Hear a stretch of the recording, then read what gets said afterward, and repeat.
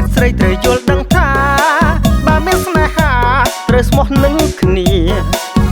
មិនត្រូវផិតក្បត់នាំទុកវេទនានឹងមានកម្មពីកិច្ចមិនរួចឡើយស្នេហាស្មោះត្រង់ជាស្នេហ៍ប្រពៃនាំយើងប្រុសស្រី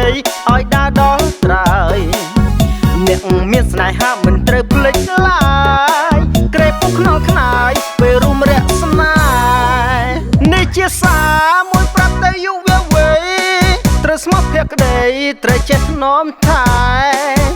បើស្រឡាញ់គ្នាត្រូវរក្សាស្នេហ៍កុំឲ្យព្រួតប្រែនាំទុកនាំភ័យពាក្យចាស់បុរាណលោកបានពោលថាជីវិតស្នេហាអាចមានរស្មីបើមិនងាករេទៅរកអ្នកថ្មីស្នេហាមិនខ្សែទៅវិញបានទេ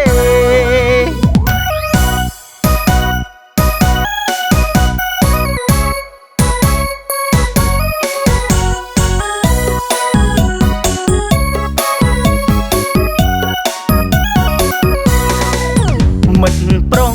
មិត្តស្រីត្រូវយល់ដឹងថាបើមានស្នេហាត្រូវស្មោះនឹងគ្នាមិនត្រូវផិតក្បត់នាំទុកវេទនានឹងមានកម្មពីកិច្ចមិនរួចឡើយស្នេហាស្មោះត្រង់ជាស្នេហ៍ប្រពៃនាំយើងប្រុសស្រីឲ្យដើរដល់ត្រើយអ្នកមានស្នេហាមិនត្រូវភ្លេចឡើយក្រែពុកខ្នល់ខ្នាយពេលរួមរស្នានេះជាសារមួយប្រាប់ទៅយុវវ័យត្រូវស្មោះភក្តីត្រូវចេះថ្នមថែ